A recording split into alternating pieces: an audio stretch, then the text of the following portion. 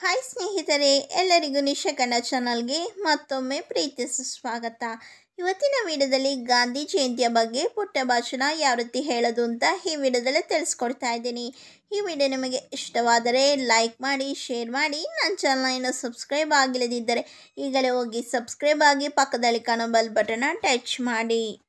ಗೌರವಾನ್ವಿತ ಶಿಕ್ಷಕರು, ಪ್ರಾಂಶುಪಾಲರು, ಗೌರವಾನ್ವಿತ ಅತಿಥಿಗಳು ಮತ್ತು ನನ್ನ ಪ್ರೀತಿಯ ಸಹ ವಿದ್ಯಾರ್ಥಿಗಳೇ, ಇಂದು ಗಾಂಧಿ ಜಯಂತಿಯ ಶುಭ ಸಂದರ್ಭದಲ್ಲಿ ಮಹಾತ್ಮ ಗಾಂಧಿಯವರ ಜೀವನ ತತ್ವಗಳು ಮತ್ತು ನಿರಂತರ ಪರಂಪರೆಯ ಬಗ್ಗೆ ಮಾತನಾಡಲು ನಾನು ನಿಮ್ಮ ಮುಂದೆ ನಿಂತಿದ್ದೇನೆ.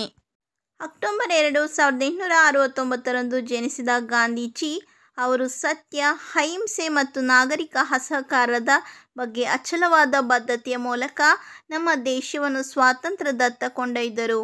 ಅವರ ಜೀವನ ಸರಳತೆಯ ದಾರಿದೀಪವಾಗಿದ್ದು, ಶಾಂತಿಯುತ ಮಾರ್ಗಗಳ ಮೂಲಕ ಮಹತ್ತರವಾದ ಬದಲಾವಣೆಯನ್ನು ಸಾಧಿಸಬಹುದು ಎಂದು ಅವರು ಸಾಬೀತುಪಡಿಸಿದರು. ಬ್ರಿಟಿಷ್ ಉಪ್ಪು ಕಾನೂನುಗಳನ್ನು ಪ್ರತಿಭಟಿಸಲು ಅವರು ಅರೇಬಿಯನ್ ಸಮುದ್ರಕ್ಕೆ 240 ಮೈಲುಗಳಷ್ಟು ನಡೆದಿದ್ದ ಸಾಲ್ಟ್ ಮಾರ್ಚ್ ಅವರ ಅತ್ಯಂತ ಅಪ್ರತಿಮ ಕ್ಷಣಗಳಲ್ಲಿ ಒಂದಾಗಿದೆ. ನಾಗರಿಕ ಅಸಹಕಾರದ ಈ ಕಾರ್ಯವು ವಸಾಹತುಶಾಹಿ ಆಳ್ವಿಕೆಯ ಅಡಿಪಾಯವನ್ನು ಅಲ್ಲಾಡಿಸಿತ್ತು.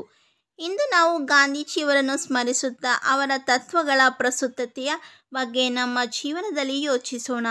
ಹಿಂಸಾಚಾರ ಮತ್ತು ವಿಭಜನೆಯಿಂದ ಆಗಾಗ್ಗೆ ಹಾನಿಗೊಳಗಾದ ಜಗತ್ತಿನಲ್ಲಿ ಅವರ ಅಹಿಂಸೆ ಮತ್ತು ಏಕತೆಯ ಸಂದೇಶವು ಎಂದೆಂದಿಗೂ ಮುಖ್ಯವಾಗಿದೆ.